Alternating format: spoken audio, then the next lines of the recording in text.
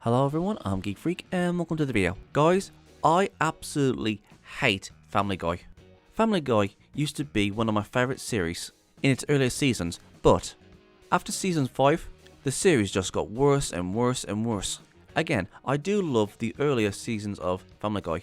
I just laughed every time they brought out a joke, but over the years, their jokes have gotten either dumb, disgusting, biased, or pandering. And there's also something else I want to say. Seth MacFarlane, the creator of Family Guy, is very left-leaning. I actually think they might be a progressive, and you can see it all over Family Guy. Now, let me talk about The Simpsons.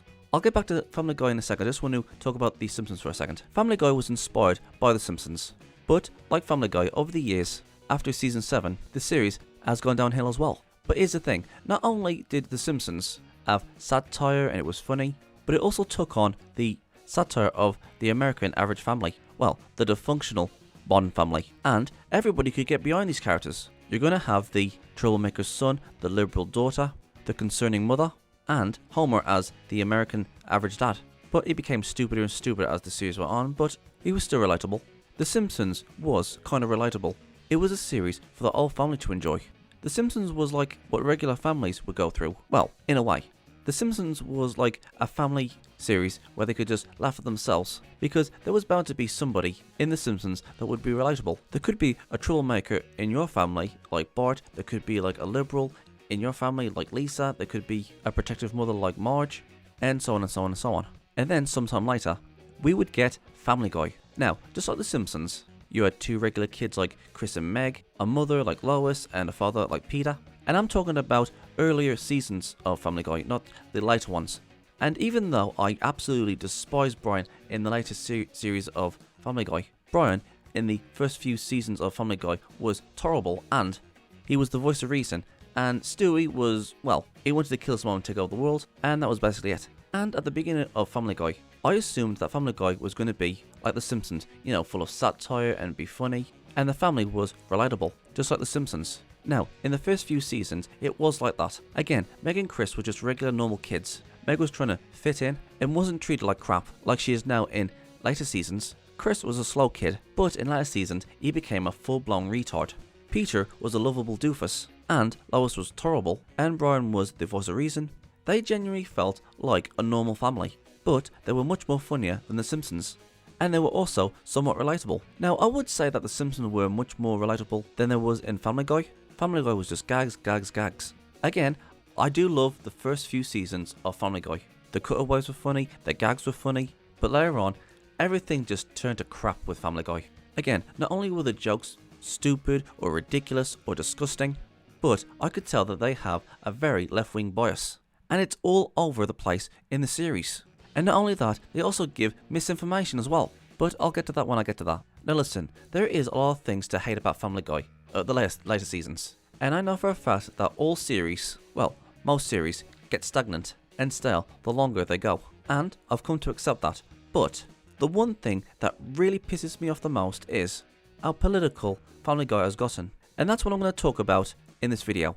Now, I know what some people are going to say. They're going to say, oh, but Geek Freak, you said you would never ever talk about politics on this channel. And you're right, I did say that. But here's the thing, I'm talking about a series that has political stuff in it. I'm not talking about what I believe in or saying, oh, I support this, I support that. Think of this video as one of those videos that talks about a certain episode in a certain series. Like Shady Do Rags. He talks about why he hates John Redcorn.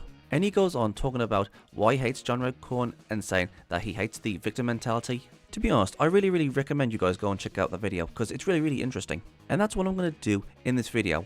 But I'm not going to be picking apart just one episode, but a few episodes in general, and showing you guys how biased Family Guy is with its politics. And just to let you guys know, I'm going to be using stills, because again, YouTube has a problem of me using clips from the show and music. So you guys are going to have to go and check out those episodes yourselves to see what I'm talking about. And listen, I'm not going to go through the entire series. It's only going to be the scenes and cutaways and so on that I've noticed And just to let you guys know, I haven't seen every single episode of Family Guy. I mean, who does these days, am I right? These are only going to be things that I saw in clips from the series on YouTube, because YouTube keeps on bringing Family Guy over to me. And also, if there's anything political or as a left-wing bias to Family Guy that I've missed and you guys have noticed, please let me know in the comment sections below, and let other people see what you wrote. And so with that said, let's carry on. And I think I'll start off with the episode that got me making this video, and that episode is 80s Guy. Now listen, I know for a fact that Family Guy has a left-wing bias. I can see it throughout the entire series. But the reason why this episode made me so angry was because of what Lois said in this episode. Well, technically it was the writers who made Lois say those things, but as we all know that the writers are trying to say their messages through these characters. Well, basically, Peter loves the 80s. 80s movies, 80s songs, you know, etc, etc.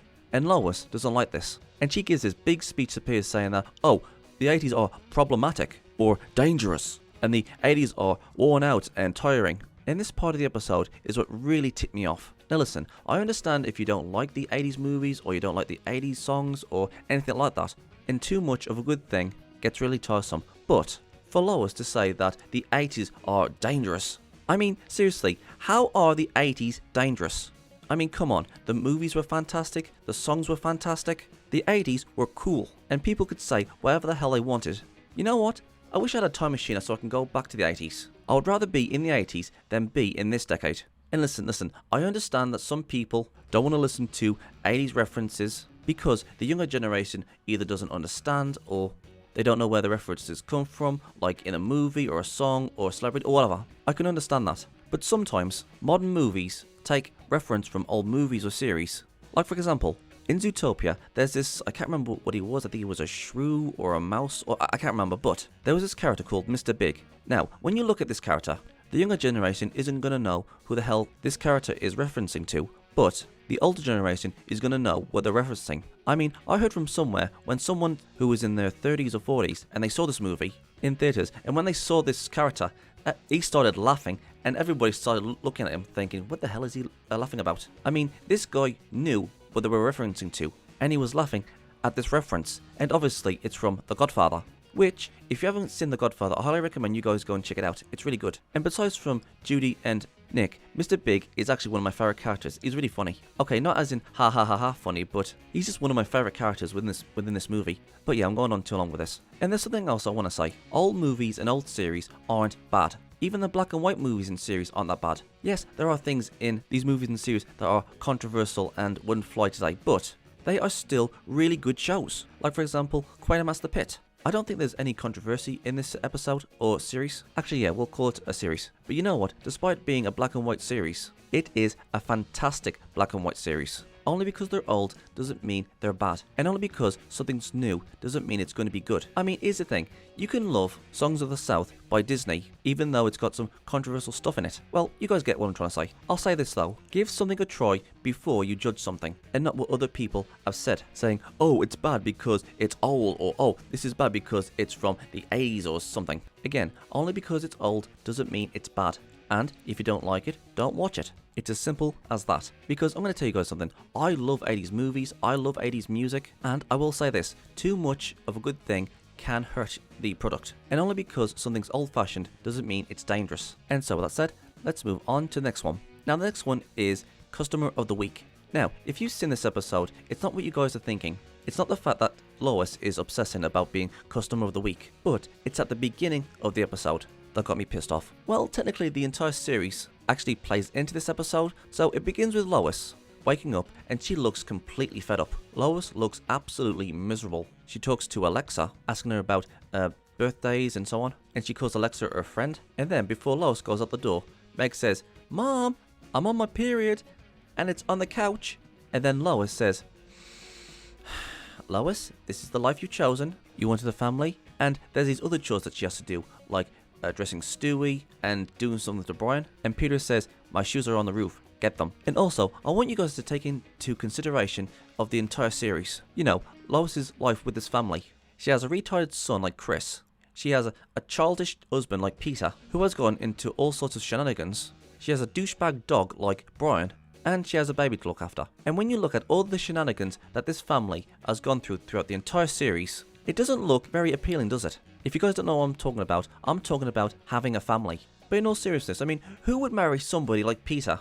In the earlier series, he was a pretty decent character. But in the later series, he becomes an arsehole and all of his shenanigans become bigger and bigger. And when it came to Chris and Meg, they were just normal, regular kids. Meg went from wanting to be one of the most popular kids, like any kid would want to be, to a punching bag of not only her family, but everybody in the series. But I'll get to Meg later on. Chris was basically the same, but he was just a normal, regular kid. But in later seasons, he became more and more stupid and selfish. And not forgetting that the Griffins are actually renting that house that they're living in now. It's true, look it up. Now, when you look at it this way, in this episode, in the beginning, and looking at through the entire series of what this family's been through, it doesn't look very appealing to one of a family. You know, like a husband, a daughter, a son, a dog, you know, all that sort of stuff. And yes, I know some people are going to say, oh, it's just played up for laughs. We're not supposed to take it all seriously. But, like I said earlier in the video, The Simpsons was a mirror image of the dysfunctional nuclear family unit. And we could laugh at ourselves because we can relate to these characters. But, in Family Guy, everybody is an arsehole, including Lois. I mean, at the very least, in The Simpsons, everybody sorted out their problems and learned their lessons. And they stuck together, and they could make compromises. And listen, there is an episode in The Simpsons called Homer Alone. In this episode, everybody in the family takes Marge for granted. Everybody asks Marge to do things for them. Mom, I need this. Mom, I need that. Marge, where's this? Where's that? Can you do this for me? You know, so on and so on. And Marge has a nervous breakdown. She stops her car in the middle of the road and she stops all the traffic behind her. And then one thing led to another. She's to jail for a little bit and then she comes out and she tells Homer that she needs an holiday, or vacation if you're American. And when she means vacation, she means a vacation for herself. So Bart and Lisa goes to their aunts and Homer looks after Maggie, and Homer, Bart and Lisa during the time when Marge was on vacation. The family realizes that they've taken Marge for granted. Homer finds it difficult to look after Maggie, and Lisa and Bart hates living with Patty and Selma. And when Marge gets back from her vacation, everybody missed Marge, and they understood that they took her for granted. And the whole family starts helping Marge out with the chores. And listen, I'm not saying that Lois should just get over it and just continue with her miserable life. I mean, the creators of Family Guy could have done something similar to The Simpsons, where everybody takes her for granted, she has a nervous breakdown, she goes on holiday, and the family understood that they took Lois for granted, and they learned their lesson, they start to help Lois out a little bit. But they don't do that here. Now, I'm going to ask you guys this. Which one do you think is more appealing? The Family Guy episode, Customer of the Week, or The Simpsons, Homer Alone? And you know what, if you ask me, The Simpsons, Homer Alone looks a lot more appealing than Family Guy's Customer of the Week. Now, some people will say, oh, I'm looking into this too much. You're overthinking things. This is just played up for laughs. Well, guess what? It wasn't funny. All this episode made me feel is, wow, if that's what having a family is like, I don't want to have a family if I'm going to end up like that. But when you look at The Simpsons, Homer Alone, it looks a lot more appealing. And also, the family learns their lesson to not take those who you love for granted. And in Family Guy, nobody learns a lesson. Even Lois in this episode, she doesn't learn a lesson at the end of the episode, where she wants to be Customer of the Week because she has nothing going for her in her life. And in the end, she gets into trouble, she goes to jail, she comes out, and she does it all over again in another coffee shop. If you guys don't know what I'm talking about, go and watch the episode, you'll know what I'm talking about. For me, this episode of Family Guy made it less appealing to want to have a family than it did in The Simpsons. I mean, come on, we all know that progressives are against the family unit. This is basically them saying, hey look, if you get married and have these kids, you're going to end up miserable, just like Lois. I mean, look at Lois, she is miserable.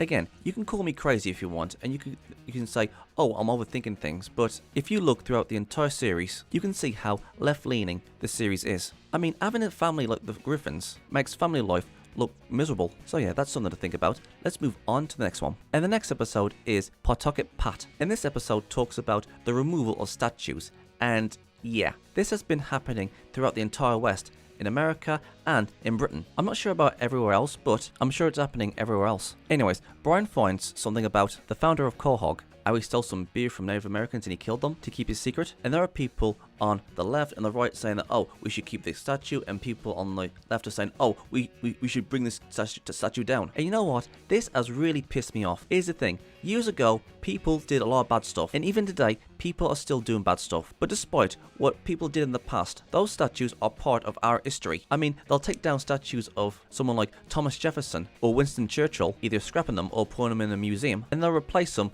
with a criminal like George Floyd. Yeah, a statue of George Floyd. This is a guy who beat up a pregnant black woman and did drugs. Oh yeah, that's so much better. Listen, I don't care what people say about our statues. They are part of our history and they are a symbol of our countries. And you know what? Nobody is perfect. Okay, I better stop before I carry on because I'm going way overboard. Anyways, in the episode of Family Guy, when the statue was taken down by Brian and Stewie, there was an old group of white men and they was demanding where the statue went. And the camera just pans, showing that it's just all white straight males. So basically, Family Guy is saying, oh, only white straight males are angry because it was taken down. And that's all there was. There was no minorities, no women on their side, which is bogus because there would be men and women and minorities and non-whites and so on who would protest for the statue to stay up. And I'm not talking about this statue in the series, but I'm talking about statues in general in real life. I mean, I should know, I'm a minority myself. It isn't just white straight males who would protest statues being brought down, but minorities and women too. Also, get this, in the episode, Peter says, oh look, here comes Fox News, with the Dukes of Hazzard car with a Confederate flag on top. Yeah, you can basically tell that the staff of this series is very left-leaning. They're basically saying that Fox News is racist. And not only that, across the road, there's a store selling sneakers and tiki torches. So I'm going to assume that this is a reference to the Tiki Torch March that happened, I think it was called Charlottesville or something. But later we find out that it was actually the Democrats who did that. Yep, turns out it was the Democrats who did that. Don't believe me? Look it up. But yeah, I'm getting off track. Now listen, I'm not glorifying what this fictional character did in the past, and we should learn to forgive and forget. I mean, what the hell am I talking about? I'm talking about a cartoon. I'm talking about real life situations. Listen, I can understand if there was a statue of Hitler and, you know, people want to take it down. Yes, take that down. I can totally get behind that. Hitler was a mass murderer, but the statues of Winston Churchill or Thomas Jefferson or whatever are the foundations of what makes the West great. Winston Churchill was a war hero against the Nazis, and Thomas Jefferson was one of the foundations that created America. And I've been hearing people say that, oh, Winston Churchill was a racist or Thomas Jefferson owned slaves. Well, guess what? Every race had slaves at some point. Black people owned black slaves. Arabs and Muslims owned slaves. It wasn't just white people. It was a natural thing back in the day. And listen, I'm not saying that it was right to own slaves, but Thomas Jefferson was the product of his surroundings. If he was living in the modern era now, he so would have been against slavery. I mean, there are things in the past that we don't like now. Child marriages, burning people at the stake because everyone thinks they're witches. You know, that sort of stuff. People back in the day was a product of their surroundings. What I'm trying to get at is, nobody is perfect. But you know what, this is a complicated situation and a complicated debate. But if you look throughout the entire history of man, absolutely nobody is innocent of anything. I mean, look at Vlad the Impaler. He has killed loads and loads of innocent people, but he also led a war against the Turks who was invading Europe back in his day. I mean, some people will be scared of Vlad the Impaler because of what he did, because, you know, he impaled many innocent people. But some people will call him a hero for fighting against the Turks. So you got yourself two sides here. Some people will call Vlad the Impaler a monster because he impaled innocent people, or you could look at Vlad the Impaler as a hero for his crusade against Islam. And that's how people throughout history has done. People will look at a person and see either a monster or a hero. It depends how you look at it, really. And listen, there is a huge difference between like 200 to 100 years ago to today's standards. Years ago, people did own slaves, people were racist. Well, people are still racist today. You could be any race and be racist. People back then were a product of their surroundings. But let's just say, for example, that there was somebody like Jimmy Savile. Now, for a long time, loads of people loved this guy because of what he did for charities. But a year after his death, it turns out that he has sexually abused girls. And I just want to let you guys know that he was called Sir Jimmy Savile. And everybody was giving him high praise, and I think there was like a few honourable photos and statues. I'm not really sure if there was statues, but it's clear that these charities were just a cover-up for his sexual abuse. Now, would you say that Jimmy Savile should have everything that was honoured to him taken away? Yes or no? Well, it's a definitely 100% yes. And that is something that I can get behind. And it doesn't matter if he gave to charity or not, because he went after the most vulnerable of our society. He was a predator. And predators are the lowest of the lowest of the lowest of the low. I mean, if there was a statue of somebody and it was honoured to him, and it turns out that this guy was a predator, then yes, that person's statue should be taken down. There is a huge difference between doing evil intentions and being a product of your surroundings. I mean, come on, being a racist isn't the worst thing you can be. But anyways, yeah, I've gone too long with this. To an extent, I do agree that statues of tyrants should be taken down, like Hitler. But the statues that brought about change, victory, and was one of the pillars that created your country and is part of history. And even though those people have done bad things, they were just a product of the time. I mean, what sort of message is Family Guy trying to say? Oh, somebody did some bad in the past, so we should take down that statue? Again, it depends. But taking down every single statue of people that you don't like or disagree with is wrong. But in all seriousness, we need to take down that George Floyd statue. He was a criminal. And so, let's move on to the next one. Now the next one is about Christianity. And it's the episode where Brian tells everybody that he's an atheist. Now in this episode, Meg has the mumps and nobody ever gave her a shot for her to prevent the mumps. And as usual, Meg is also a punching bag, just to give you guys a little bit of a reminder. So, Meg is bedridden and she's only watching a Christian channel. And they go on the TV, starts giving Meg hope, or he convinces her to believe in Jesus more. And you know what, I can see what they're doing here. Meg goes overboard and she says, oh, I am a Christian now, let's make haste and be good Christians or something like that. This is what an atheist thinks a person would act if they converted to Christianity. And Meg even tells the family we should start going to church. And when I mean we, I mean the Griffin family. And even Lois says, okay, I'm so glad that you've found faith, honey, but you're just going a little bit too far. And then Meg asks Brian of what he thinks. And then Brian says that he's an atheist, and everybody is shocked by this news. And Lois says something along the lines of, what, an atheist? That's probably the worst thing you can be. And Brian says, well, I'm sorry, there's just no evidence. Now, here's the thing. In the Family Guy universe, there is Jesus. Brian actually met Jesus within the series. In fact, there's a God in this universe. In fact, there was an episode where everybody changed bodies, and Stewie told Brian to make God angry. And I was thinking at that point, hold on, wait a second. If he's an atheist, and Stewie told Brian to make God angry, but then I was thinking, oh, if he was trying to make God angry, and he met Jesus, and Brian says, oh, there's no proof of God, then how the hell does he explain everything that's happened? Like, again, the old thing with God and the old thing with Jesus, who we met.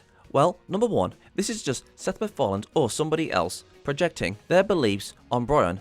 That's what I think. I mean, the old family, well, actually, not just the old family, but the entire town turns on Brian because he's an atheist. I mean, is this how atheists or progressives see Christians? As closed-minded rednecks? And they'll go after anybody who isn't a Christian? I mean, come on, that is freaking ridiculous. I mean, it's not like any other religion, or not just religion for that matter, but other groups go after other groups because they are not the same colour as them, or they don't share the same ideals as them. Because in the past few years, Christians have been targeted by liberals and progressives saying that, oh, they're closed-minded and so on and so on. Now listen, I'm not strawmanning, or I'm not trying to start anything or anything like that, but all I'm trying to say is that this sort of thing doesn't just come from Christians, but it comes from everybody or anybody. This episode of Family Guy is trying to portray Christians as closed-minded bigots. And also, not only that, not only did Brian have an idea to say to Meg that he believes in Christ now, and the only reason that he said, oh, I believe in Christ, is because Brian just wanted to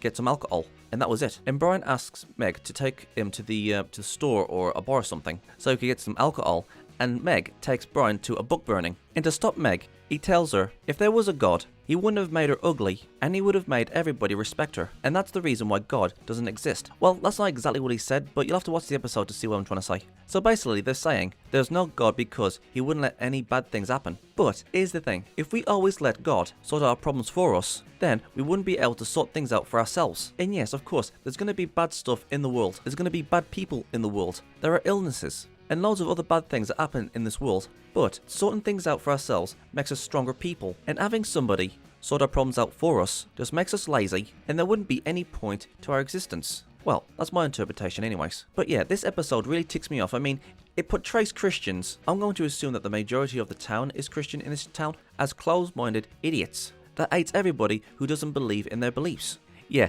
like no other religion or other group has ever done that before. And so, let's move on to the next one. And the next one is the Trump episode. I don't need to say anymore, the Trump episode. They basically make fun of Donald Trump. And you can tell that Seth MacFarlane hates him. Or maybe it wasn't Seth, maybe it was just other writers that hates Donald Trump. And all they do is just make fun of him. Now listen, I'm not saying that, oh, you cannot disrespect Donald Trump. But it's clear that somebody or everybody on the Family Guy staff hates Donald Trump with a passion. I mean, come on, even Trudeau is in there somewhere. You're gonna have to go and watch the episode to see what the hell I'm talking about. If you guys was to watch the entirety of Family Guy, you can tell that they are very, very left-leaning. And I do not want to go through the entirety of Family Guy and say, oh, this is left-leaning, oh, this is left-leaning, because I might as well just say the entire series is left-leaning. I mean, just watch this. You know, the most famous Native American in American pop culture is the crying Native American, you know, with the teardrop at Woodstock. That guy was Italian. He wasn't Native American. And now when you add in the transgender ideology to the mix, all of a sudden it gets even more confusing. It's so confusing that even Family Guy, which is a liberal channel, or a liberal show rather, created by a liberal showrunner, Seth MacFarlane, they even made fun of transgender ideology in relation to Christmas and the Nativity. Take a listen. All right, time to put up the 2020 Christmas decorations. First, ethnically accurate Jesus goes right here next to Father Mary and Mother Josephine, followed closely by the three genderless wise people on their bird scooters, Tig Notaro for some reason, and of course the little drummer them, because God forbid we call a boy a boy. Dad, what are you saying? I don't like what the world is. I'm white. When's it gonna be our turn? Now this is actually a very complex joke. Because it's Seth MacFarlane, it's got to be somewhat blasphemous. I'm just going to look past that for the moment to analyze the joke. Because it's funny, because transgenderism as an ideology doesn't make any sense whatsoever, MacFarlane, who's a funny guy, has to make a joke about it. But because it's a liberal show, he's got to also make a joke at conservatives' expense. So it begins with this idea that Jesus is black, right? Ethnically, it's a little black plaster doll who's standing in for Jesus. He says, ethnically accurate Jesus. Now, you wonder, is this a joke about black nationalism, which says that all great historical figures were black? Or is this a joke about, is it actually the case that some people believe this? Who knows? Then, you know, it gets into all the crazy gender stuff and Tig Notaro, and right, there's a comedian who's not the most feminine comedian. And so, okay, now you realize you're making a joke about that. And he says, because we can't just call a boy a boy. But is that going to be the final point of the joke? No, they wouldn't let him get away with it. So then the joke has to be about how straight white guys are stodgy and conservative, and they won't, you know, they think that they're the victims, right? So there are actually like 4 jokes in this. But one of the jokes, which is a legitimate joke, is at the expense of gender ideology. But which is it? We're in this moment of flux. We're in this music where even this comedy show can't decide which.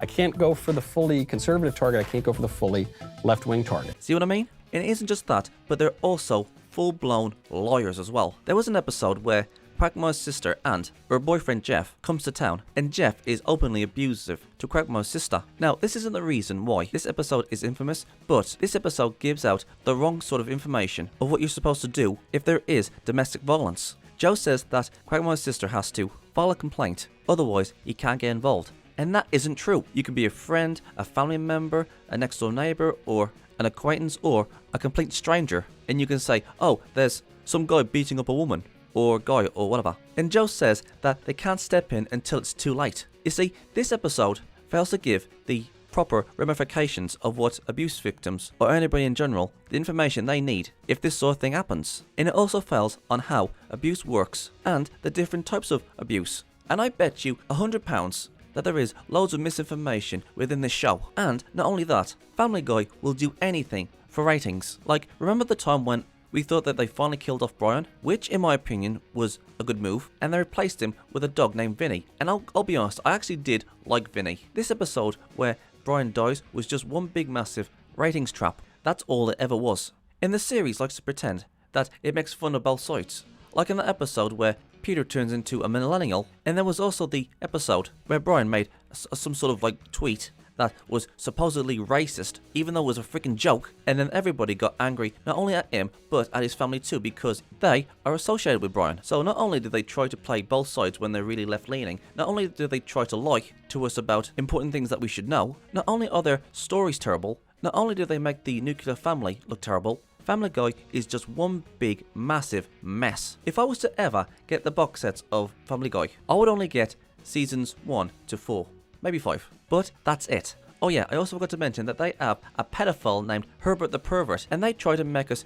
feel sympathy towards him, and tries to make him look like a likable character. I mean, seriously, you can tell that these guys are left-leaning. I'm sorry, but Family Guy died years ago, before Brian became an arsehole, before Peter became an arsehole. Well, you know what? Everybody became arseholes in later seasons. I will treasure the first few seasons of Family Guy because they did make me laugh. I love the characters, I love the jokes, but now it is absolutely terrible. And if there's any other episodes that you guys think is too left-leaning or you think is terrible, please let me know in the comment sections below. So what do you guys think? Am I right? Am I wrong? Do you like Family Guy or do you hate Family Guy? Please let me know in the comment sections below and let's get a discussion going. I'm Geek Freak. Peace out. Thank you guys for watching. And if there's a series you want me to check out and review and give my thoughts on it, or if there's a top 10 list you want me to do, or any reactions, or responses, or rants on anything geeky, just leave links and comments in the comment sections below, and I'll get to them as soon as I can. Don't forget to like, subscribe, put the bell on, share this video, and leave a comment in the comment sections below. And as for my social medias, I'm literally freaking everywhere! I'm on most video platforms, social medias, forums, and support sites. It's best to pause the video and see where I am. Literally all this is down in the description box below. So if you want to go and check those out, please do. I'm Geek Freak. Peace out.